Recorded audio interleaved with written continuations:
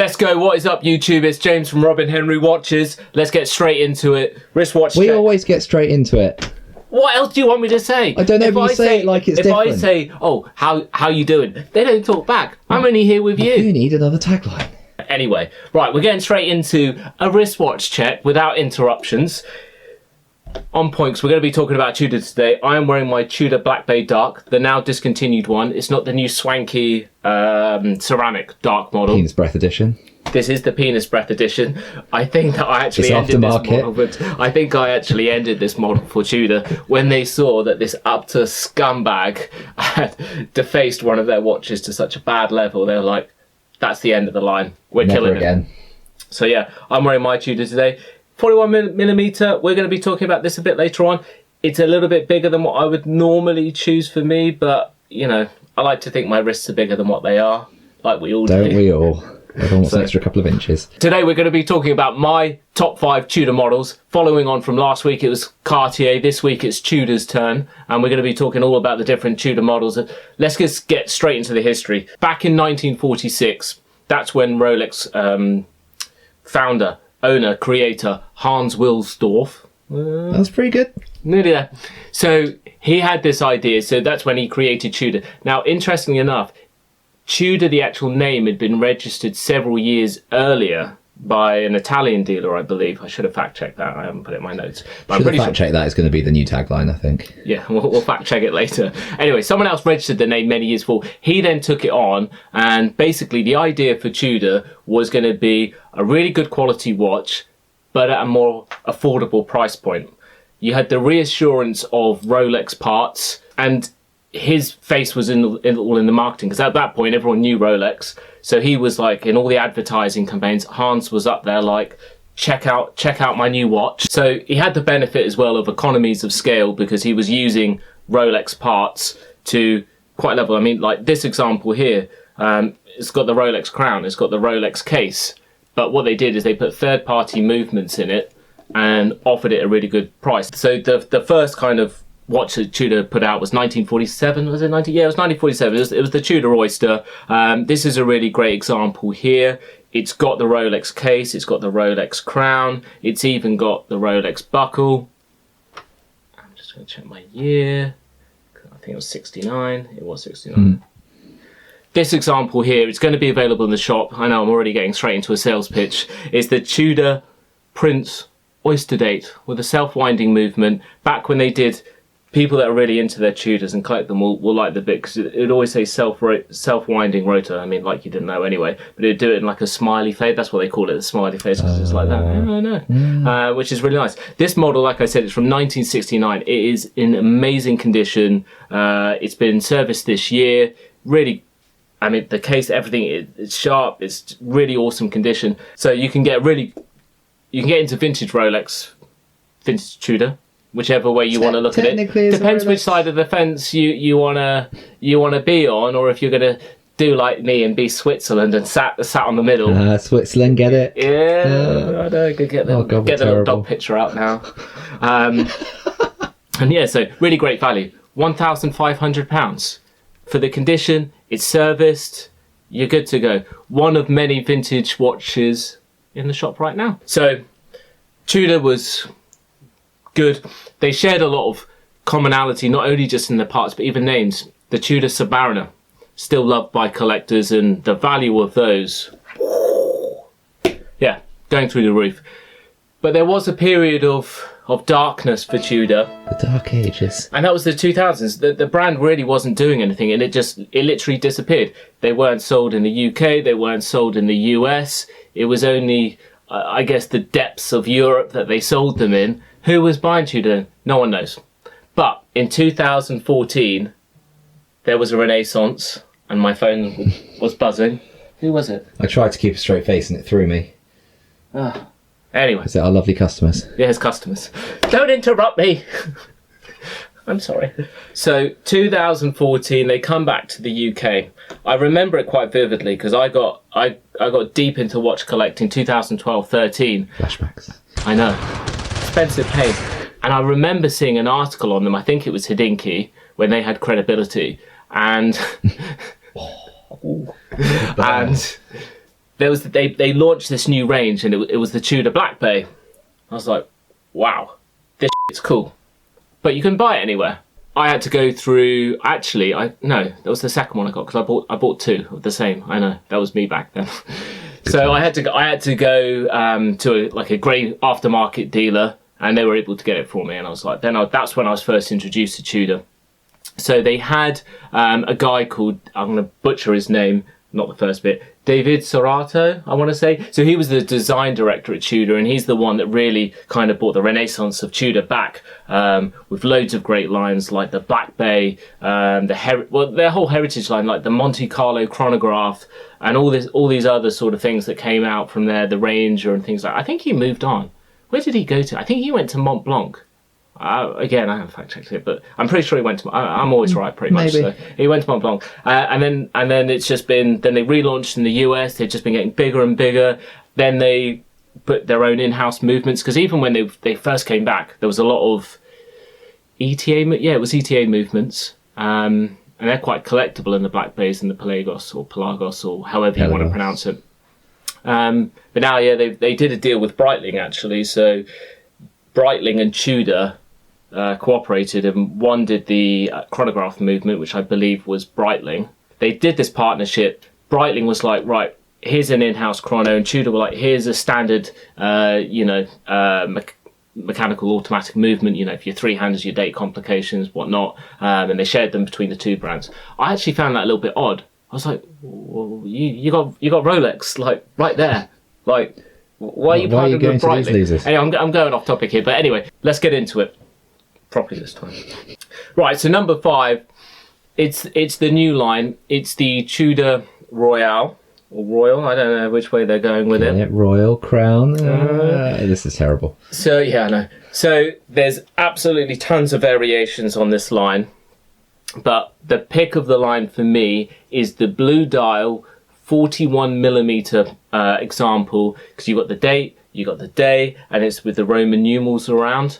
I sourced one in for a friend's birthday, Harry. He's got one, so it was the first time I got to handle it. They're actually very hard to get hold of. Now, price point wise, I think £1,730. It's actually quite hard to get one from an AD. Still, at the time when it was just launched or coming up to launch, it was very hard to get them.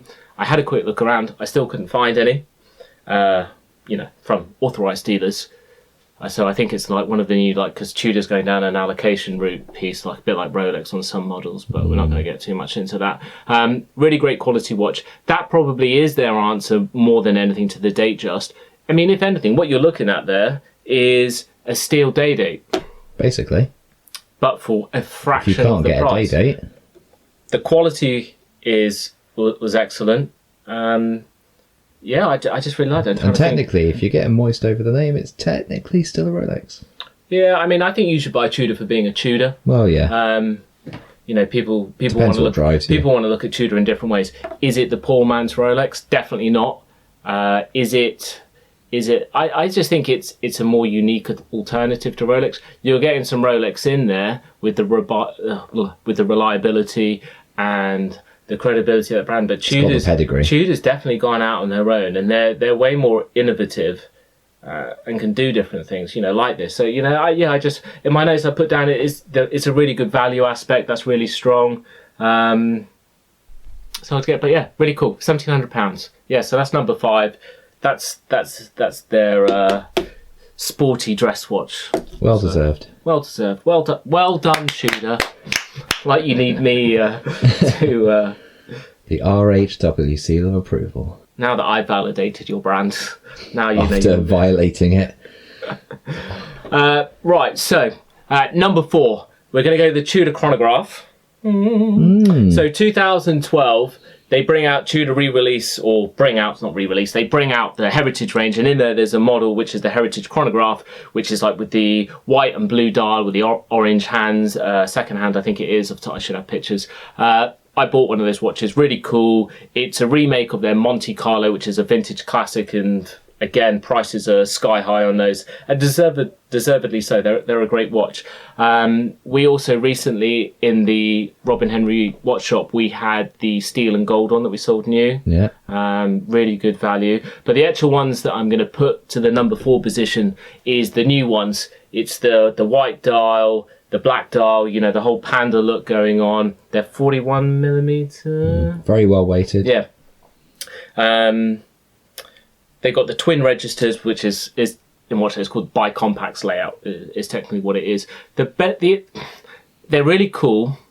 There's a really good price point. You can't get them at list price, which is super annoying. Their allocation. If you go onto like any dealer's websites, like make inquiries, whatever. The only thing I'd critique on it is they put an aluminium bezel. It's not supposed to be a heritage model to my knowledge. It's supposed to be a modern watch. Why are you putting an aluminium bezel on it? Trouble is, aluminium can be good, but it just sounds cheap. I think, well, listen, it's just got Rolex and everyone used to use aluminium bezels. Some people like them because they will fade over time, so you get patina, like you get on vintage Rolex. But I think we've all moved to ceramic. It's the modern material to use. I don't know... I don't recall reading why Tudor went that way with it, but I don't think so. Yeah, you got the date complication, 70-hour power reserve on the movement. It's probably Tudor's biggest hype piece right now. I get it. I think the price point, yes, 3,900. So there's so many people in the market for these. You want a Daytona, but you can't get one? Buy one of these. Aftermarket prices are sitting around 4.5-5 grand. So even on the aftermarket grey market prices, they're still reasonable. Will they go down?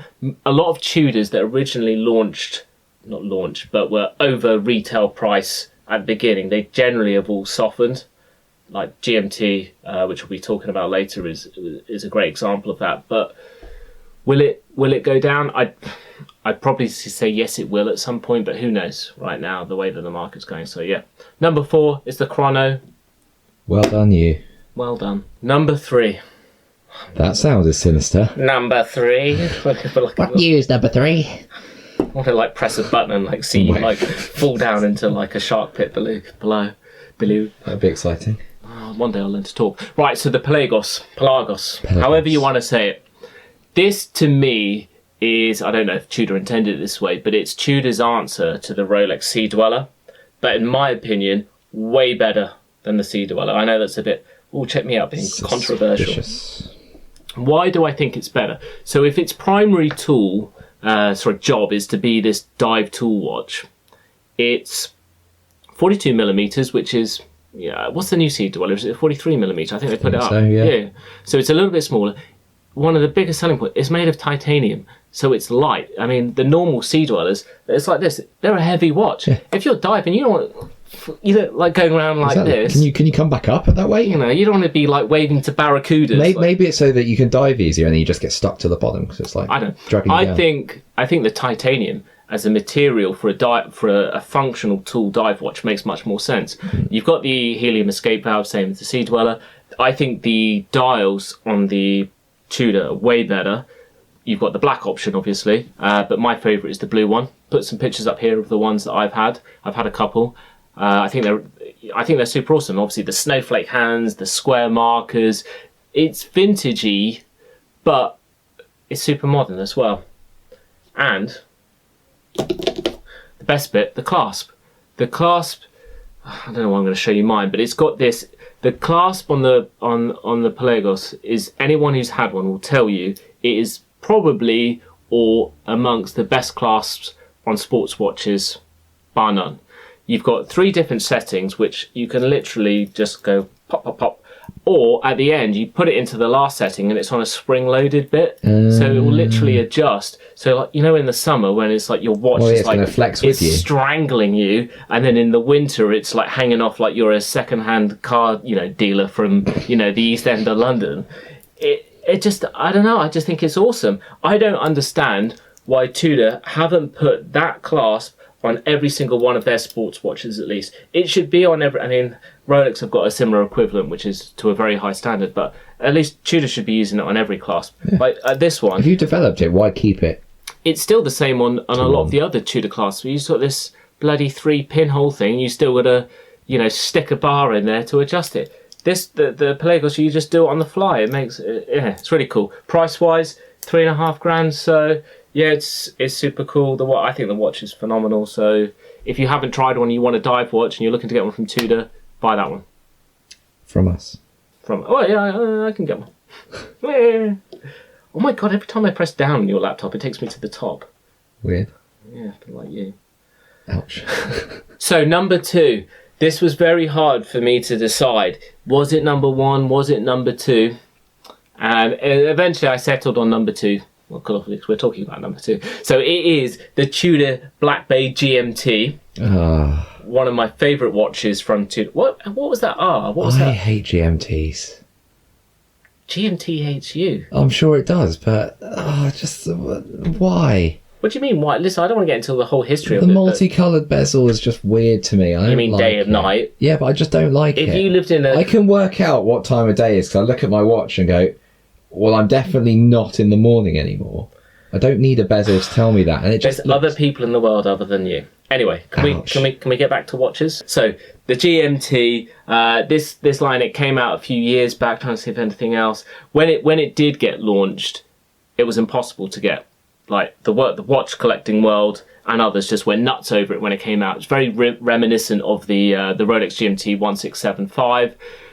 It's again, they've done it kind of vintage-esque, but still modernish. But it's got vintage cues in even the color of the black dial and the hands. The bezel is aluminium, which it kind of suits this one. I just think, I think it's super cool. The only criticisms I would give it, a bit like this one, is it's the 41mm Black Bay case, but it's a thick watch, but. Yeah, it's super cool. Functional self-defense weapon. Boosh. Yeah. Have that. Very good. I mean, for $3,000, that's really good value. You can't buy Rolex GMTs. You can buy this, and it's just a really good watch. This is the sort of watch that I sold one to a friend of mine recently, and he's not a watch guy like we are, but he's got a Rolex Datejust, but he's been wearing it for 20 years. And I recommended and sold him this watch. It's the sort of watch you can buy it and wear it for the rest of your life. That's how good it is, and that's what I'd recommend. It'll survive daily use quite comfortably. Yeah. Solid watch, super cool, great value. Yeah. So, yeah, I could have made it number 1. Oh, I did make some notes. So, yeah, if I was going to improve it, Tudor. Constructive feedback. I'm going to give you some feedback here. A bit like what Tudor did with the Black Bay, where they re-released another line of the 58 and scaled it down. They should definitely do this. I think last year or the year before we were all thinking, that's what they're going to do, but they haven't yet. I think they should slim it down to the Black Bay 58 size and put it in that case, because it will be maybe they need to make it a little bit thinner, put it down to 39mm, and come on, ceramic bezel. Sort it out. Give us the Pepsi, but for the Tudor, it makes sense. Sort it out. Yeah, get on with it. Other than that, you're doing a great job, so keep up with it, Tudor. So, number 1. The Cartier Crash. I've got it. That was last week. So, I think it's pretty obvious at this point what it is. So, it's the Black Bay range overall. This is the watch which put Tudor back on the map, no doubt. People are obsessed with sports watches, dive watches. The design was just perfect. It was modern. It's reminiscent of the old Tudor Submariners. I think they got everything right. And even the way, we've forgotten about it now, but when they first relaunched the Black Bay, it came with just the burgundy red bezel and like kind of the gilt lining. People went nuts for it. And then when they bought out, this is how crazy it got, with a black bezel. This went crazy. I remember Hodinkee, Ben Clymer from Hodinkee, even when it came out, they did a piece just gushing over it. It was kind of disgusting just to read it because they were just really like in your face about it. But the point was, it was a big deal because it was like, that's a Submariner from Tudor that you can buy at an affordable price. in the world went nuts. And they subsequently, you had blue, the red, the black. Did the blue come out before the black? Maybe it did. I think black was. But anyway, the way that Tudor released it was all very well thought out and tastefully done, and they really kind of brought up the market anticipation for us kind of watch losers. And then they made it even better. They did the Black Bay 58, which is a super good seller here at Robin Henry Watches. Black dial, blue dial. Personally, my favourite is the blue dial, but oddly, not odd, I guess it's not odd, but the black dial is the most popular one. And I can't be certain, but I think they've made it an allocation-only piece. If you go to any dealer's, authorised dealer of Tudor, go on their website, you can't get the black dial anymore. You have to make an inquiry. The blue dial, if they have it in stock, you can still buy it. And so, yeah, it's kind of nuts that it's got to that level. But I think they got everything right with it. The 39mm case, the proportions, and the fact that it's so much more in demand than the 41 Black Bay, the standard one. I think that shows you that collectors, they don't want these big watches. They want the 39mm case. It's more wearable. We're not all, yeah, a little bit of constructive criticism for you, Tudor. If I could just add one thing. The fake, I don't know what else you can call it, fine faux. The rivets on the side of the bracelet on that, completely unnecessary. They don't do anything. It's supposed to be reminiscent of when they did have rivets on the side of like an oyster style bracelet. Completely unneeded. To be fair, when you're wearing the watch, you don't see the rivets. It doesn't really bother you, but I don't really like it. And a lot of other people that I've spoken to, they don't like the rivets on the side. Other than that, yeah, they've got it all bang on. So I'll shut up. You've said rivets so many times now, it sounds like a dirty word. Rivets. And they just sound like a frog. So they've released some new Black Bays recently, because I'm putting Black Bay collection as number one. Harrods. Well, I actually was. One of the reasons I actually did Tudor this week, because I was going to show you our Tudor Black Bay Harrods, which we photographed it, we put it up on the web shop, and I was going to talk about it today, but it's sold. So it's now on its way to Memphis. Yeah. Memphis, Tennessee. So enjoy, my friend. I don't know if you watch the show. Probably you and my mum. Maybe might be the only viewers. I watched it a few times when I was it. Listen, the Black Bay Harrods, really cool. They've nailed that. The only thing they're doing is probably they could stop making it and make the prices go up. But anyway, no one wants all that. But yeah, really cool. Other new ones. So they brought out the gold Black Bay, and they did it in the 58 size, which is really cool. And it was a green dial, green bezel. Like, when this watch got released this year, I'm just like, tick, tick, tick. I'm getting moist. I'm getting clammy. Keyboard sticky. And I'm about to climax, and then I see the back. Oh, it couldn't be any worse. So, on the back of this beautiful gold sports watch, they put a bloody display back. I mean, hugely disappointing, because Rolex and Tudor are one of the... I think I've talked about this before. I don't know if I have. I've certainly spoken to you about it. Yeah. But I like the fact that they put solid case backs on, not seeing some movement, which you don't need to see. For new collectors, or if it's a super high-end complicated movement, I get it. But they've always stayed true to it. So you have the solid case back, and you can do things like write penis breath on the back of your watch, or gift it to someone like I did this one, and put something meaningful on the back, which I think is a really huge selling point, which is missed by a lot of brands. Anyway, so they put this sapphire case back on, and then the movement, don't get me wrong, it's a good quality, reliable workhorse movement, but it looks like dog shit. Yeah. And worst of all, you've got a solid gold watch, and then every watch manufacturer that puts out a gold watch with a display case back, they will at least have the decency to put a gold rotor on the back and do some decoration and polishing. Well, yeah, if you're going to put a display on anything... Not Tudor. Show something. No. Put a picture of it up. It looks like dog shit. The price point on this watch is £12,610. So in today's market prices, that's actually very good value. But then it's still nearly 13 grand, and you don't even bother to put a tiny bit of, change the rotor out for a gold one? Ugh, no, fail, epic fail. I think at the very least they should have offered it with... Do you know why they put that on, I think? I just think they wanted to save a bit of money on the gold. They didn't decorate the movement. It looks like Makes no sense with the rest of the line. They did also bring out a new model in silver, which isn't for me either because it's going to tarnish horribly. Some people like that, like with bronze watches. It's not for me, but props to you if you do like it. But they put a case back on that to see the movement as well, and it's the same movement. It looks awful. I say it's the same movement. I don't know if it is. It looks the same from memory. I haven't fact checked it, so I'm probably wrong. Not angry, just disappointed. Yeah, I'm not angry. I'm just disappointed. I think Tudor could do better, and I don't know why they didn't just keep the solid case backs on. Anyway, you wouldn't think I'm talking about the number one choice here. Funny that. You're talking about because you're so... It means so much. Yeah, exactly. I'm passionate about it. I love the Tudor range, and I got very close to buying that watch, the all gold one. And I was there like... Get an aftermarket case back on it. I was going to buy it for me, not to go in the shop. And I was very close. But I just... Even though you don't see the back, like when you're running a watch, I'd be like, I know it's there. It feels like it's a fraud. But anyway, the rest of the Black Bay range, that's what got Tudor back to where it is now.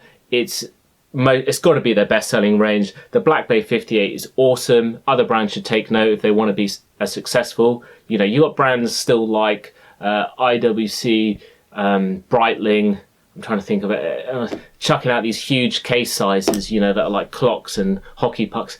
Omega to a certain extent, you know, like the Planet Ocean range. Oh my God. Like, slim it down. Kill a man with that. So yeah, amazing. Tudor, top 5. Done. So we've got loads of new stuff dropping in the watch shop at robinhenrywatches.com. I've already... Yeah, I got it right. So we've already talked about the Tudor Prince Oysterdate. Super cool watch. £1,500, did I say? Yeah. Vintage, beautiful. We had an amazing Omega Seamaster Cosmic, but that sold straight away. So you missed out. There's more coming. Not of the Cosmic model, because it's actually super rare to find. We've got... this is super cool. This is a 1970s, serviced in August this year, Seamaster. You got the date complication. Interesting, or it's not interesting, it's a great addition. You got the Beads of Rice bracelet, you got the Omega clasp. The condition on this thing, you're going to have to check out the photos on the web shop. The clasp is surprisingly good, Nick. Yeah, you would see on a lot of these vintage models, that that Omega logo wouldn't be protruding like that because they've just been polishing away at it, absolutely murdered it. Not this one. It's all there. Like I said, it's been serviced in August. The condition of the dial, everything, I've looped it. It is immaculate. The case it's in really good shape. There's no dinks. There's no horrible scratches. Obviously, you know, it's from the 1970s. It's been worn, but for a vintage watch, it's in excellent condition. Price-wise... Is it £1,500? Yeah, you're nodding yes. So yeah, it's £1,500. So that's super cool. And there's some extra links as well available with it. And it's got all the documentation for the service. Obviously, there's no box or papers. It's vintage. So that's super cool. Now, also, and we've got loads of other things dropping, but this is the last watch I'm going to talk about because I need to wrap this up because I'm told I'm taking too long. So we were talking about Bremont the other week. And I guess subconsciously it got my mind thinking. I'd been saying, well, I'm not a fan of when we were talking about the longitude. I like the movement, I like the design of the watch, but the price point starting at 15 grand was horrendous. So I think it got my brain ticking. And I'd said in that video that I used to be, still was, a fan of the Martin Baker range. So that's the British maker of ejection seats, which has had people flying involuntarily in the sky. Well, better than the alternative, I guess. So I think that's one of their ranges, which is very credible, and it's a really good partnership. And for me, it's their best range. So the Martin Baker range from Bremont is 3,995, which on its own, it's about the right price point compared to its competition. So I've got a brand new, unworn, full set example here. And what I like about this one, there's a few points which I want to point out, which I like about this one compared to some of the other models, and certainly the models that I had. Number one, I don't like sapphire casebacks. That's just a personal thing. So for me to have that... you hadn't mentioned. Yeah, I know, like I haven't brought that up. So solid caseback, for me, that's a win. You're talking about a modified kind of basic movement here. There's nothing flashy to look at, so, you know, don't lift. There's no need to lift up the skirt to see the goods. So we'll just leave that down. So that's a win for me. Also, the other thing which I never got with them before, Bremonts are known. They're straps. They do loads of leather straps. Most of their watches come out in straps. Their bracelets aren't anything to to phone your mum about. This now is finally on kind of a bi-material watch. So you've got the rubber on the inside, you've got the sailcloth fabric on the outside, so you can swim in it, do whatever. It's great. You've got the white dial, which is a little bit different. I love the twin crowns. Obviously, one of them is to do the internal bezel. So rather than having an external bezel, you turn this. Super cool.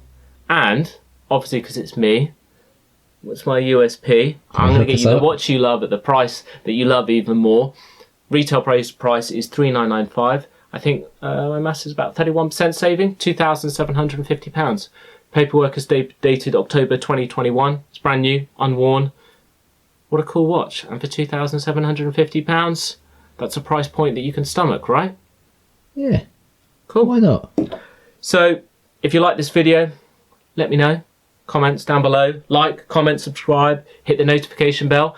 And let's do a competition quickly on the fly. We've got loads of watch winders. Yes. To give away. So let's do something here. So let's say like the video, subscribe, tell us in the comments and share it on your social media platform. Come back here, tell us in the comments below. Producer Gerald here will pick out a winner for next week's video. Let's do 3 winners. 3 winners, 3 watch winders. Huh? The postage is going to hurt on that. Yeah, that's like charity work. I know, that's what we do. Oh. Cool. Hope you've enjoyed it. I'm out. We're legit. We're gone legit. You can get on the web store. It's a full web store now.